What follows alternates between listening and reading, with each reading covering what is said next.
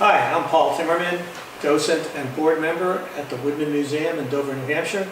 I'm here today as part of our monthly speaker series, and today we are going to be talking about the 11th New Hampshire Volunteer Infantry, Company K, the Dover Company.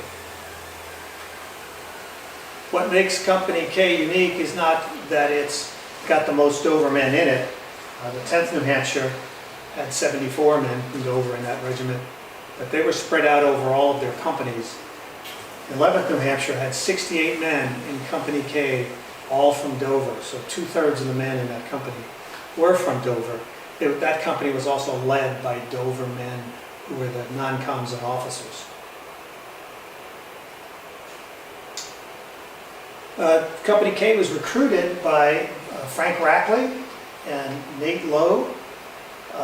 And what you see over here on the right is an original recruiting poster from 1862 at the time that Nate and Frank recruited Company K.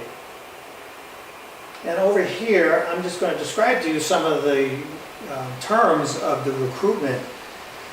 Each volunteer, for instance, would receive $25 bounty, a $2 premium, a 1 month's pay of $13, a state bounty of $50, a Dover City bounty of $75. Each volunteer's family received $12 a month. So this was financially attractive to volunteers. This was a lot of money in those times, especially if you knew you could go off to war and your family would continue to get paid on a monthly basis. This recruiting poster is at the Woodman Museum. It's an artifact you could come and see. The first officers of the 11th New Hampshire Company K was Nate Lowe, and then the second captain was Levi Newell Sawyer. This gentleman over here, Walter Harriman, was the colonel of the 11th New Hampshire. He was from Warner, New Hampshire. Most of the time in service, Company K served under Colonel Harriman. The lieutenants of Company K originally were Frank Rackley, Henry Twomley, Charles Everett, and then eventually Levi Newell Sawyer. The first two were with the company when they were recruited. The second and third lieutenants joined afterwards. Fewer lieutenants were required as the war wore on, as there were fewer men left in the company. 11th New Hampshire Company K was a part of Ambrose Burnside's 9th Corps. The 9th Corps had the distinction of serving in both the Eastern and Western theaters. In 1862, they served in North Carolina, Maryland, and Virginia. The 11th New Hampshire joins the 9th Corps while they were in Virginia at the end of 1862. 1863, they were in Mississippi, Kentucky, and Tennessee. And in 1864 and 65, they were back in Virginia. So they did a lot of traveling. Ambrose Burnside was the Major General of the 9th Corps for most of his time in service. There was a brief period of time Orlando Wilcox was leading the Corps. And then at the end, the last 9 months of the war, Major General John Park was the 9th Corps commander.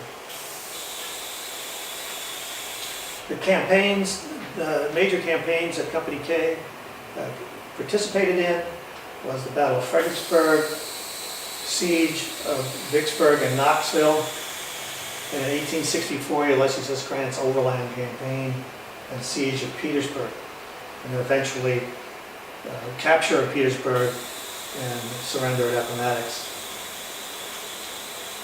So the company was recruited in August of 1862. By September of 1862, the 11th New Hampshire and Company K arrived in Washington, D.C. November of 1862, 2 men deserted. December of 1862 were the first Dover deaths, but by disease. 2 men died of disease in early December. So by the beginning of December, there were 64 men from Dover left. The 11th New Hampshire Company K was in the Battle of Fredericksburg on December the 13th, 1862. This was a major assault on Robert E. Lee's soldiers at Fredericksburg. 11th New Hampshire would have attacked through Fredericksburg. So at Fredericksburg, the top left is a photo of the wall and the sunken road as viewed from the Union lines who were assaulting that hill. In the back up here is Marie's Heights. This is a view from the Confederate position on top of Marie's Heights, looking down on the stone wall. This would have been where their artillery emplacement was. And then here's a picture of the wall and the sunken road that would have been full of Confederates on December 13th, 1862. The 11th New Hampshire was part of General Ferraro's brigade right here. And they attacked, if you follow these arrows, which are hard to, but right up the center of the line towards the sunken road and the Confederates. No Union brigade made it all the way to the wall. They were all shot down and forced to stop before they got there. I'm not going to read often directly off the slide, but I am right now, since this was the Company K's first battle. And according to a soldier in the 11th New Hampshire, as soon as we reached that railroad, we were in full view of the enemy, who had once turned all their guns on us as we crossed it. The first shell that was thrown at us exploded in a huge pile of railroad ties, and in a twinkling of an eye, that entire pile was converted into kindling wood. The next shell, he continued, swept through the ranks, instantly killing 2 soldiers in Company K. After advancing about 20 rods, we were ordered to halt and drop down near an embankment across the mill race. Captain Lowe, 11th New Hampshire Company K, in a letter to his wife dated December 20th, 1862, writes, "I remember when we were making a charge in the face of the rebel cannons. Their fire was deadly. It was mowing our ranks down. The chances looked black for our lives. The men began to falter. It was then I remembered what you wrote. Nat, be brave. I jumped forward, waved my sword, told the boys to follow or be branded as cowards. And I believe it if I say it myself, Company K got to the front and stayed there." Anyway, Major Farr says Company K is the fighting company. At the end of the battle on December the 13th, we had 4 men from Dover that were killed. 4 were wounded. Earlier that month, 1 man resigned. And in the first quarter of 1863, we had 7 men discharged disabled, and 1 died of disease. At the end of the first quarter of 1863, there were 51 men from Dover remaining in the company. The next thing to happen was the 9th Corps was transferred from the Eastern Theater to Mississippi, and they were there to protect General Ulysses S. Grant's rear while he was besieging Vicksburg, and protect his rear from General Joe Johnston, who had several thousand Confederate soldiers operating in the rear. Just a map here, you can see the siege lines around Vicksburg. What's also very interesting is at Vicksburg, Mississippi, there's a monument to the New Hampshire regiments that participated in the siege of Vicksburg. The 6th, 9th, and 11th New Hampshire are all called out on this monument. Top left is a picture of the Vicksburg Courthouse, which was there during the siege and is still there today, something you can visit. And down here is the site of where General Grant and General Pemberton met on July 4th, 1863, to surrender the city of Vicksburg to the Union forces.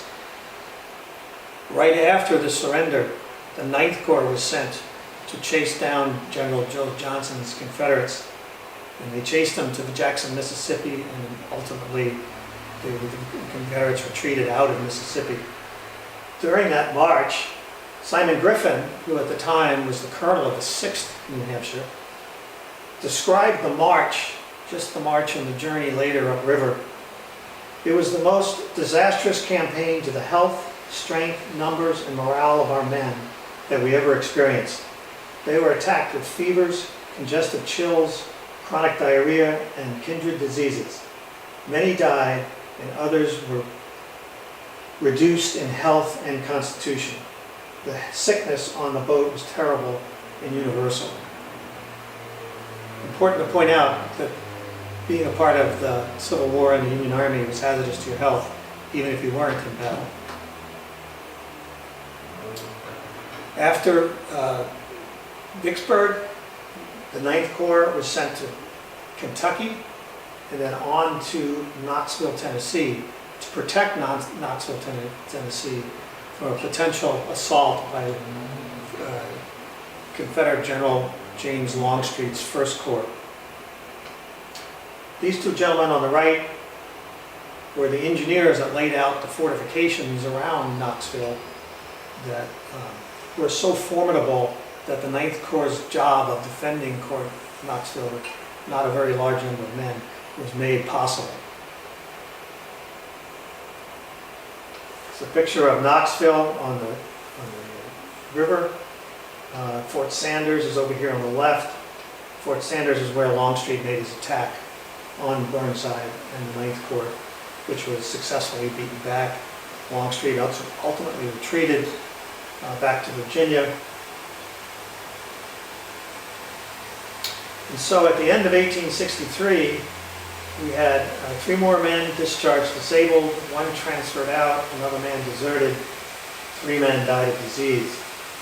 We have 43 men remaining in Company K at the end of 1863. At the beginning of 1864, the 11th New Hampshire, along with the 9th Corps, is transferred back to Virginia, where they are part of the preparations for General Ulysses S. Grant's overland campaign for the spring of 1864. Prior to the launch of that overland campaign, we had 3 men from Company K transfer out, for a total of 40 men remaining in Company K.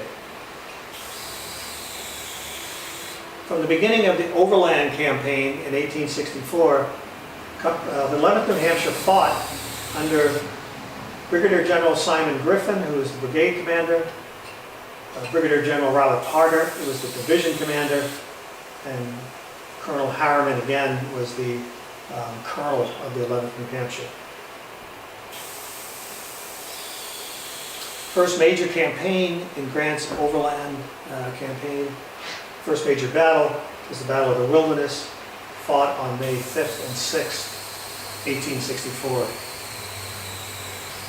It was a particularly horrendous fight since it was done, General Grant was attacked by General Lee in very heavy forests, not a lot of roads, very few farm fields, and the woods had a tendency to catch on fire. So if you were a wounded soldier, it was particularly hazardous to your health, being caught up in those fires. Down below, these are scenes from the intersection of the Brock and Orange Plank Road, which played a significant part in the battle, especially on May 6th. Crossroads were important to hold and prevent the Confederates from seizing.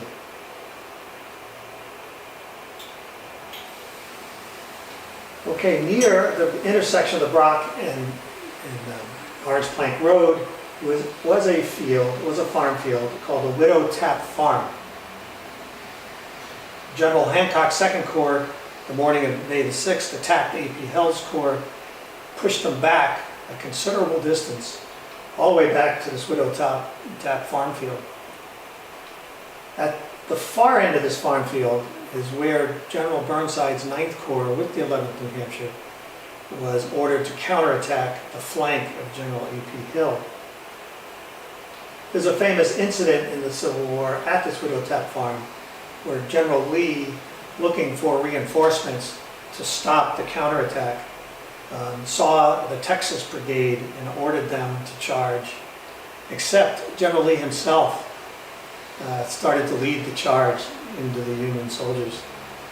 The Texas Brigade stopped, yelled, told Lee to get to the rear. They were not going to go any further unless he got to the rear, which he did. Those Texas Brigade effectively, along with others, attacked and stopped Burnside's flank attack. You'll see Burnside's flank attack on this map over here, where you have General Hancock's 2nd Corps here attacking A.P. Hill's Confederate Corps here. Here's the Burnside's 9th Corps trying to get in on the flank of the Confederates. And if you look over here, you'll see Potter, and if you look over here, you'll see General Griffin. So here we've got Griffin, the 11th New Hampshire, on the right-hand flank of the attacking columns into A.P. Hill's men. I will mention that the 11th New Hampshire did penetrate the Confederate lines at this point. In fact, got so far into the Confederate lines, they outdistanced the rest of the Union lines and were, in fact, flanked themselves. And it was during this battle that Colonel Harriman was taken prisoner by the Confederates. At the end of the day of the Battle of the Wilderness on May 6th, Company K had another man killed in action, 1 wounded, another man was captured and eventually died of disease. Now we're down to 38 men in Dover remaining. Ulysses S. Grant did something the morning of May 7th that hadn't happened before, in that up to that point in time, every time a Union army was attacked by General Lee and the battle was over, they would retreat north. General Grant didn't. He headed south. He was going to continue the fight against General Lee, and his men cheered him for it. The next major battle during the overland campaign is the Battle of Spotsylvania Courthouse. The fighting lasted from May 8th to 21st, 1864. The major battle took place on May 12th, when General Ulysses S. Grant launches the 2nd Corps against this Confederate salient up here in the trees. This is a view of the Confederate salient from the Union lines. This is a modern view looking from the Confederate lines back towards where the Union soldiers attacked from across this field. There was horrendous fighting along the salient and the trenches that lasted almost all day. It resulted in a large number of casualties. The 9th Corps, however, here's the 2nd Corps attack on General Lee's salient at Spotsylvania Courthouse. But Burnside and the 9th Corps attacked the side of the salient. And as we will continue to see, General Griffin and the 11th New Hampshire, by the way, the General Griffin's brigade also included the 9th and the 6th New Hampshire. So 3 of his 4 brigades were from the state of New Hampshire. The 11th, being on the flank again, did penetrate the Confederate lines up here at Spotsylvania, but were counterattacked and pushed back one more time. And here's a letter following the Battle of Spotsylvania. 1 man from Dover was killed, 4 men were wounded. And here's a letter from Captain Nat Lowe to his wife, dated May 19th, 1864, in which Captain Lowe makes reference to that 1 soldier killed in battle, where he says, "We will all miss Sergeant Snell. He was a brave and good soldier." This letter, by the way, is an artifact that's at the Woodman Museum that you can see today.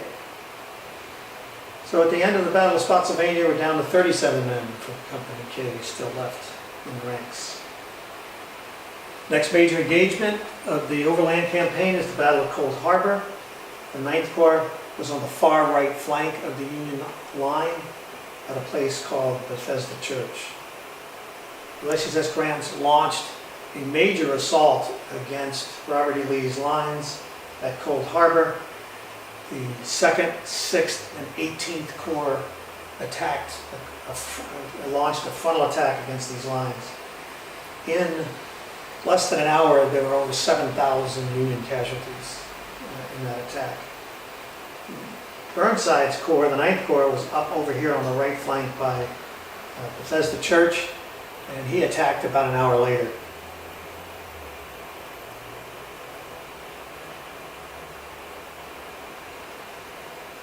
These are some modern photos of the what's left of the trenches at Cold Harbor. And on June 3rd, after the battle on June 3rd, 1864, one more man from Dover was killed. And now we have 36 men from Dover remaining in Company K.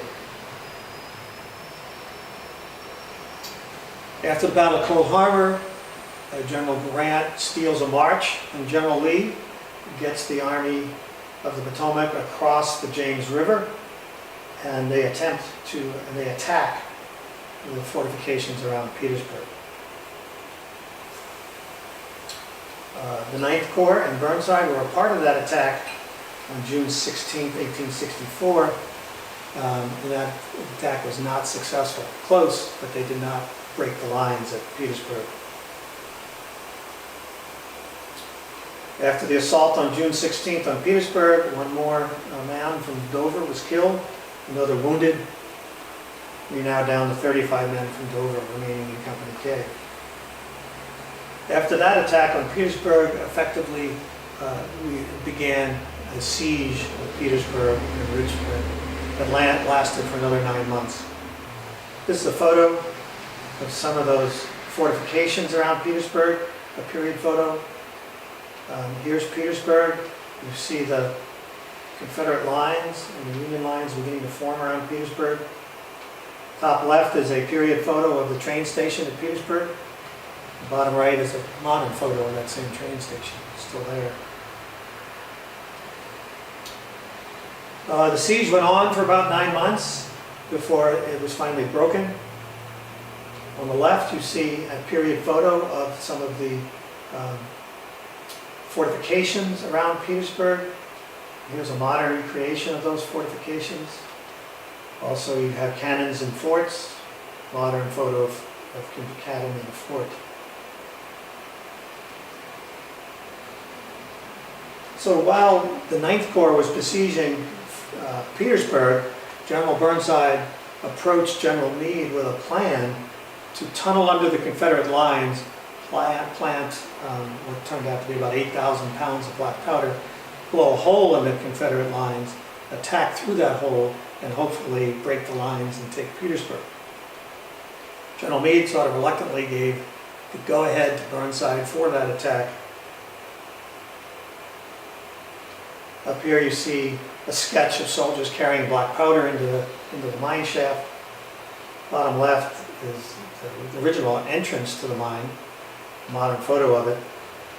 Top right here is an area of where the crater, that's the explosion and the resulting crater that happened. And down here is a modern photo of sort of what's left of that crater today.